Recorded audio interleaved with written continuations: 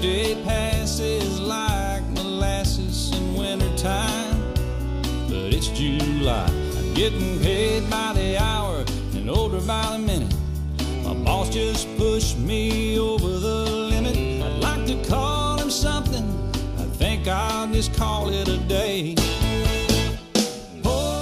Hey guys, today I'm going to be talking about tips of working while having a child with a trach. Before I get started, I just wanted to thank my manager and all of my co-workers for being so accepting about my situation, because all of my working success has to do with them. If I didn't have such a great manager and like a team at work that catered around my needs, I probably wouldn't be able to work. So if you guys are watching, thank you. So I haven't been on YouTube forever, but from the start, Hannah was super sick. She was on the ventilator. We had a lot more nursing hours than we do now. She was in and out of the hospital every 2 weeks, and I'm not even over exaggerating that. Literally every 2 weeks for the first year, we would have a reason to go there. Mostly it was J-tube related, but we were in and out of a hospital 3 hours away a lot. It's obviously gotten better, but it's still been a long process. I've been working now for 2.5 years. So when I started working, I was on income assistance and I was only working 1 day a week. And there wasn't really any benefit for me to work 1 day a week, because technically I wasn't getting any more money than I would have been staying at home, because income assistance takes away what you earn, whatever. I wanted to work, so I went to work. I chose to work at the salon I did because of the fact that they only do cuts. So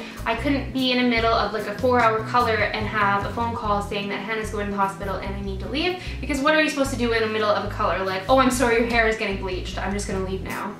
I also chose that salon because working 1 day a week, I obviously wouldn't gain clientele, and I was living in a different town before, so it's not like I had pre-existing clientele. Overall, I worked in a salon that I probably wouldn't have chose to work in if the circumstances had been normal, but because of those factors, I found that this salon was the perfect fit. So for the first year, I was working 1 day a week, and then I went to 2 days a week, and then I went to 2/3 days a week, and now I'm working 3/4 days a week. And I just found that like gradually increasing it slowly, it really helped. So my tips for any families that have a trach that are wanting to go back to work are: start off slow, don't take on too much. Go back to work 1 day a week, which is great for you to adjust to working and adjust your child's needs.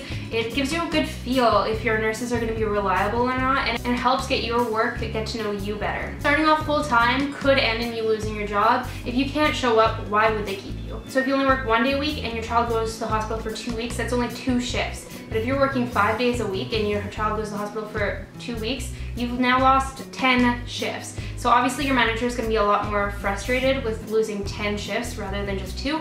And yes, these are circumstances you can't control, but employees are replaceable. It's important to remember that it's not your work's fault that you have a special needs child. Make sure your work knows that you're committed to the job. And yeah, you might have to miss work, but make sure that they know that you're genuinely sorry and like you actually care that you had to miss work, not like, oh, my child's sick, I have to go.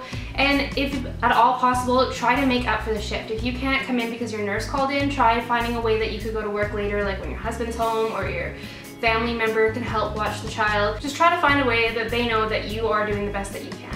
I don't know about all nursing companies, but for my nursing company, it's definitely a must that your employer can give you a set schedule.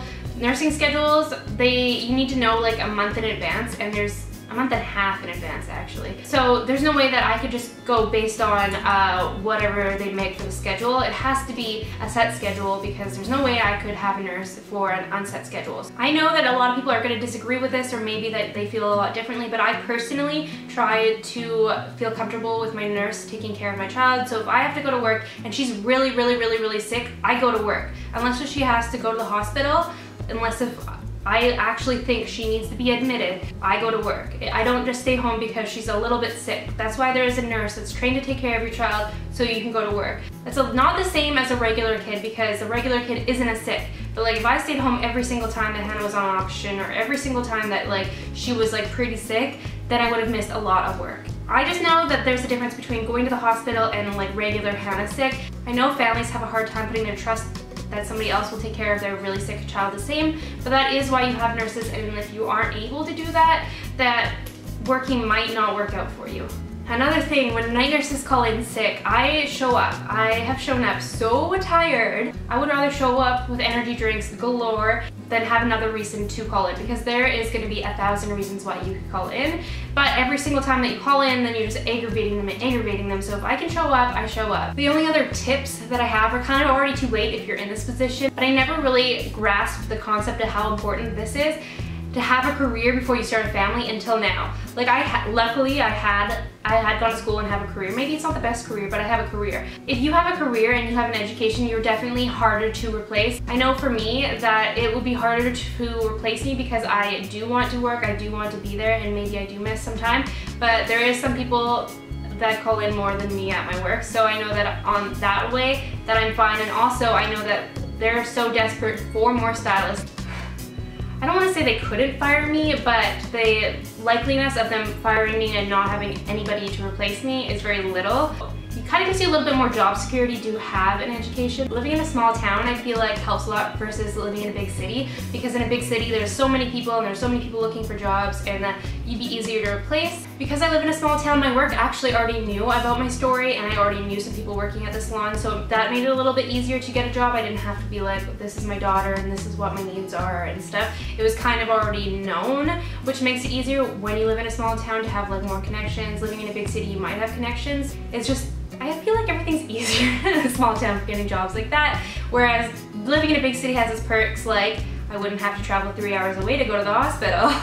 Anyways, that's it for my tips. Please note that I do take my daughter's health seriously, and I'm not saying I go to work when I shouldn't. I'm saying that in the life that I live in, you have to really weigh out what you're going to do, especially like, can I afford to keep losing jobs? Do I need to work? Is she gonna be all right? She's gonna be all fine. Like, these are trained professionals that I have looking after my daughter, so obviously I am gonna trust a lot of them. I'm not gonna say that there isn't been a single time that I haven't trusted a nurse that I have on my team, but for the most part, I trust all of them to make a good call, and I know that 911 is really fast at responding from all the times I've called. It's just life, and you gotta get used to it. But anyways, I hope that some of you found this video entertaining, and maybe I helped a couple of Trach families out there. But yeah, that's it for this video. Bye. Are we ready for the beach now, girls? Yeah, I'm ready. You ready?